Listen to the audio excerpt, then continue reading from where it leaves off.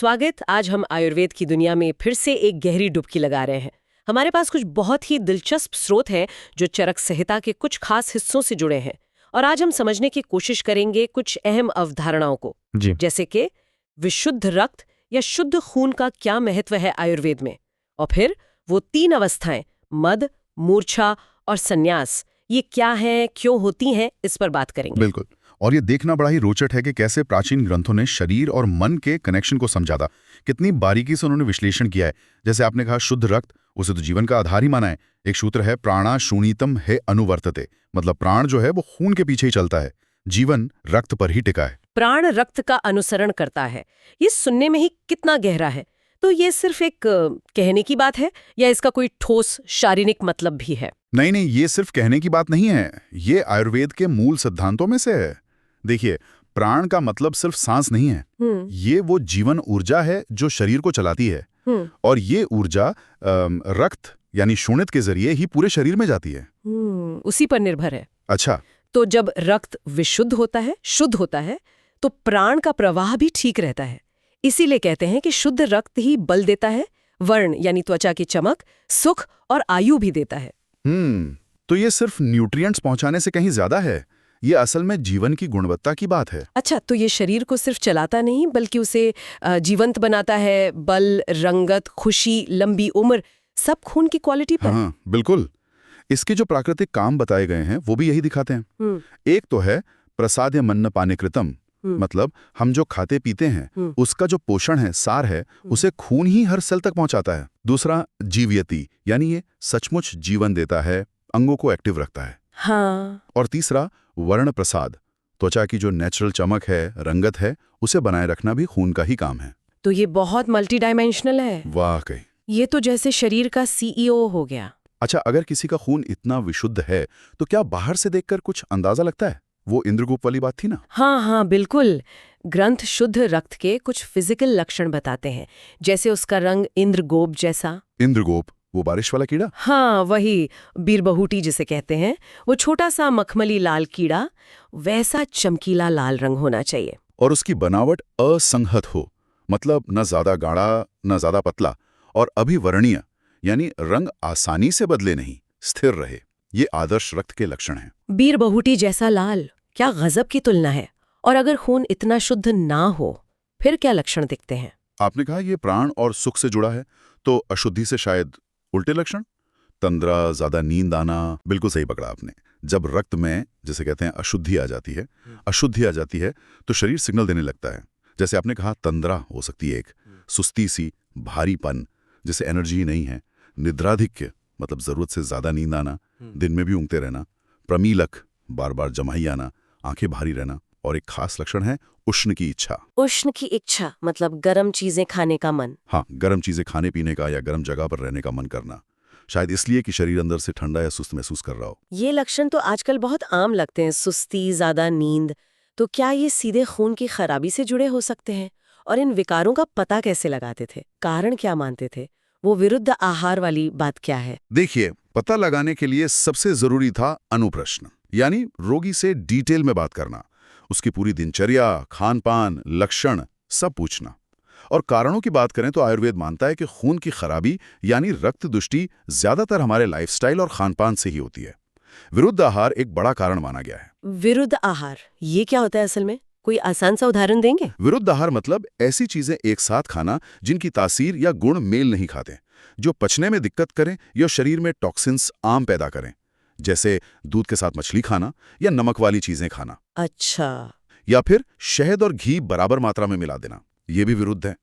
इसी तरह पानी है, मतलब जरूरत से ज्यादा पानी या कोई भी तरल पीना, खासकर खाने के ठीक बाद, ये पाचन अग्नि को कमजोर करता है।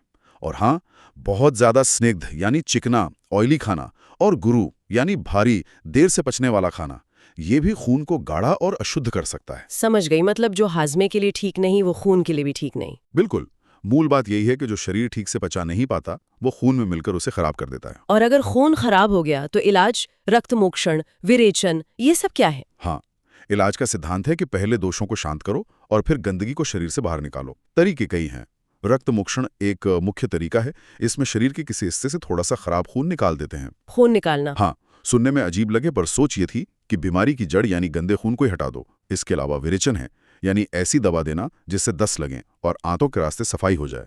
उपवास या लंघन कराना ताकि पाचन तंत्र को रेस्ट मिले। और रक्त स्थापन, ऐसी दवाएं देना जो खून को ठीक करें, उसकी क्वालिटी सुधारें।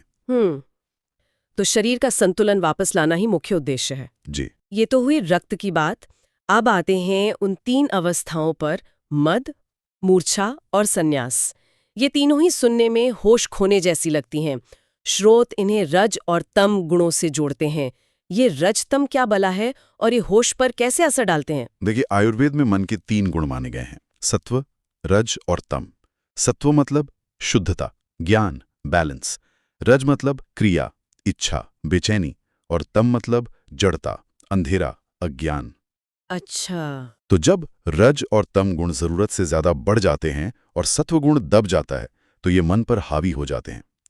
श्रोत कहते हैं कि हृदय, जिसे चेतना का मुख्य स्थान माना गया है, जब इन बढ़े हुए रज और तम से आवृत हो जाता है। आवृत मतलब ढक जाता है? हाँ, एक तरह से ढक जाता है या घिर जाता है, तब मद, मूर्छा और संन्यास जैसी हालतें पैदा होती हैं। इसे थोड़ा और आसानी से समझाएंगे, जैसे हृदय पर पर्दा पड़ जाना? हाँ, आप ऐसे समझ सकती हैं। मान लीजिए चेतना एक साफ शीशा है। अब रजगुण बहुत ज्यादा हलचल या धूल जैसा है जो शीशे पर जम जाए, तस्वीर धुंधली या हिलती हुई दिखेगी। और तम गुण अंधेरे या कालिक जैसा है जो शीशे को पूरी तरह ढक दे, कुछ दिखेगा ही नहीं। वाह, ये तो बढ़िया उदाहरण है। तो मद, मूर्छा और संन्यास, ये इसी शीशे के धीरे धीरे ज्यादा धुंधला या ढक जाने की अवस्थाएं हैं। एक क्रम है इनमें। मद सबसे हल्का, जिसमें चेतना थोड़ी बिगड़ती है। मूर्छा उससे ज्यादा गंभीर, जिसमें बेहोशी आती है। और संन्यास सबसे गंभीर, जिसमें चेतना लगभग गायब ही हो जाती है। चेतना के शीशे पर रज और तम की धूल और कालिक बिल्कुल साफ समझ आया। तो क्या ये सिर्फ दिमागी चीजें हैं या इनके शारीरिक लक्षण भी होते हैं? आपने पहले शुद्ध रक्त वाले व्यक्ति के लक्षण बताए थे, प्रसन्न वर्णेन्द्रियम।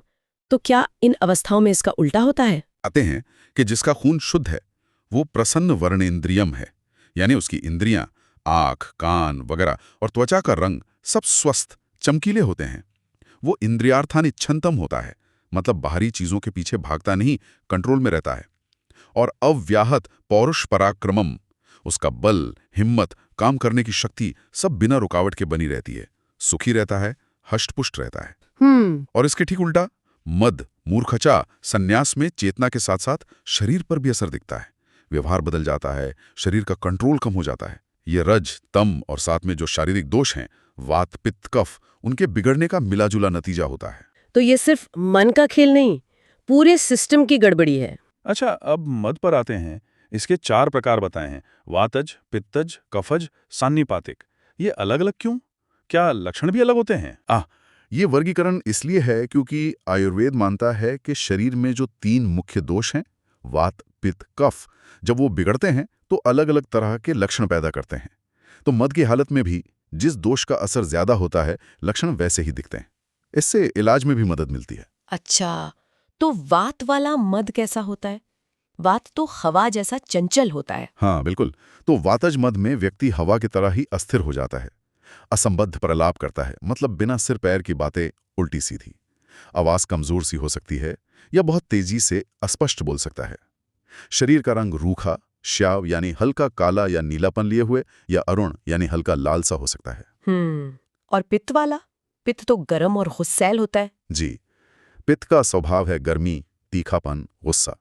तो पित्तज मद में व्यक्ति सक्रोध, परुष, भाषणीय होता है। बहुत गुस्से में कड़वी, चुभने वाली बातें बोलता है। संगठशील हो जाता है, मतलब लड़ने झगड़ने, मारपीट पर उतारो। अरे! और शरीर का रंग गर्मी की वजह से पीला, लाल या कभी-कभी काला भी पड़ सकता है। बाप रे, पित्त वाला तो सुनने में ही खतरनाक लग रहा है। और कफेज मद, कफ तो भारी और धीमा होता है ना? बिल्कुल, कफ का स्वभाव है भारीपन, स्थिरता, धीमापन। तो कफज मद में व्यक्ति अल्पभाषिणम हो जाता है, बहुत कम बोलता है, चुपचाप सुस्त सा पड़ा रहता है। उसमें तंद्रा यानी ऊँघना, सुस्ती और आलस बहुत ज्यादा होता है। शरीर का रंग पांडु यानी हल्का पीला या सफेद जैसा हो जाता है। तो ये 3 अलग-अलग तरह के मद हो गए। और चौथा है सानेपातिक मद। इसमें वात, पित्त, कफ तीनों के मिले-जुले लक्षण दिखते हैं। ये थोड़ी कॉम्प्लिकेटेड स्थिति हो सकती है, पर एक जरूरी बात यह है कि मद में चाहे वो किसी भी दोष से हो, व्यक्ति पूरी तरह बेहोश नहीं होता है। हाँ, चेतना बिगड़ जाती है, पर इलाज करने पर होश में आ जाता है। ये मूर्छा और संन्यास से कम गंभीर हैं। ठीक है, तो मद में चेतना बिगड़ती है पर गायब नहीं होती। Right. अब आते हैं संन्यास पर। राइट। ये मूर्छा से भी ज्यादा गंभीर बताया गया है। मूर्छा मतलब बेहोशी, पर संन्यास उससे भी आगे।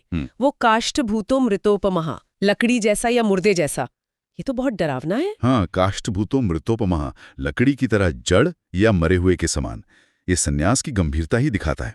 ये हालत तब आती है जब शरीर में दोष, खासकर बलवान दोष, मतलब बहुत ज्यादा बड़े हुए दोष, हमारे संज्ञावाह स्रोतस और मन के स्थान यानी हृदय को पूरी तरह ब्लॉक कर देते हैं। संज्ञावाह स्रोतस ये क्या होते हैं? नसें हैं? स्रोतस आयुर्वेद का एक बहुत जरूरी कॉन्सेप्ट है।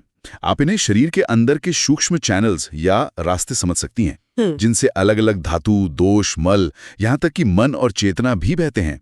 तो संज्ञावाह स्रोतस वो चैनल्स हैं जो सेंसेस से मिलने वाली जानकारी या चेतना को लेकर जाते हैं।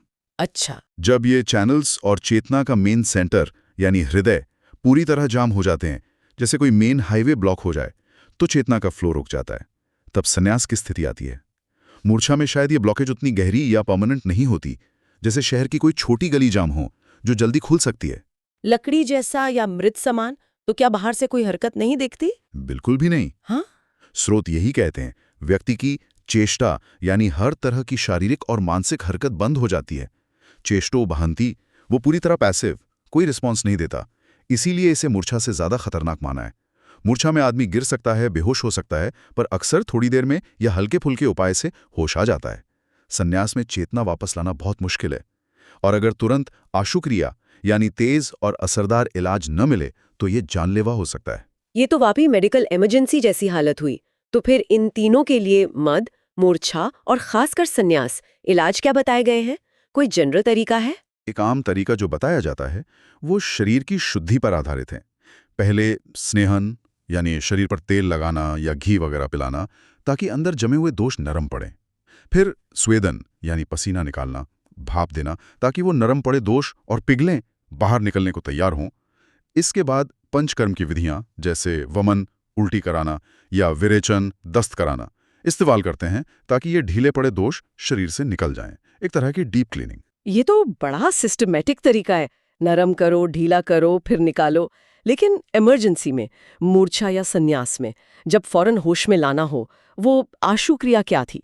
हाँ, ऐसी सिचुएशन के लिए जब चेतना को तुरंत जगाना हो, कई तीक्ष्ण यानी तेज असरदार उपाय बताए गए हैं। इनका मकसद होता है सेंस ऑर्गन्स को अचानक झटका या स्टिमुलस देना ताकि चेतना लौट आए। आज हमें ये थोड़े अजीब या कठोर लग सकते हैं, पर उस समय ये जान बचाने वाले उपाय माने जाते थे। जैसे क्या करते थे? जैसे तीक्ष्ण अंजन, आंखों में बहुत तेज या जलन करने वाली दवा लगाना, जैसे सोंठ या मिर्च का पाउडर आंखों में? हाँ, या फिर अवधि नस्या, नाक में तीखी दवा की बूंदें डालकर उसे दबाना। प्रधमन, फूकनी से नाक में तीखी दवा का पाउडर उड़ाना।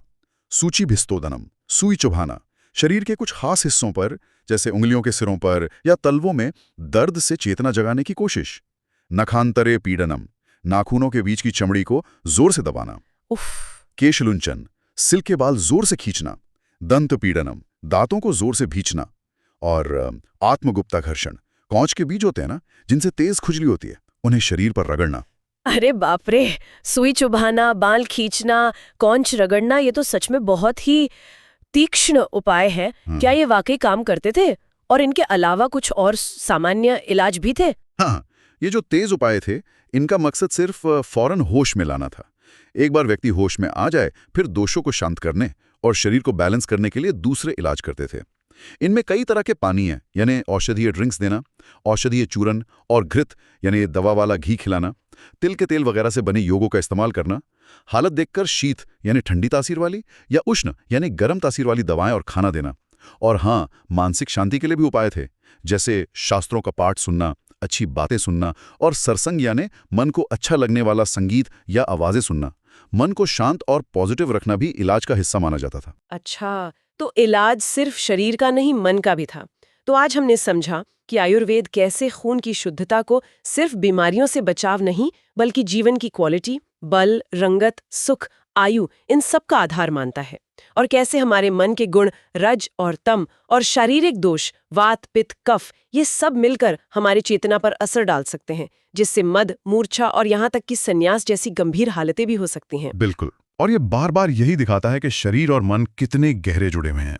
इन अवस्थाओं का इतना बारीक वर्गीकरण, उनके कारणों की इतनी गहरी समझ और इलाज के लिए इतने अलग अलग, कभी नर्म कभी तेज उपाय, ये आयुर्वेद के ज्ञान की गहराई दिखाते हैं। ये सिर्फ लक्षण दबाना नहीं, बल्कि जड़ से संतुलन बनाने की कोशिश है। आज की ये चर्चा वाकई आंखें खोलने वाली थी। ये सोचना कि हमारे अंदर की चीजें, खून हो, दोष हो या मन के गुण, ये कैसे हमारे अनुभव को, हमारी चेतना तक को बदल सकते हैं, कमाल है। सचमुच।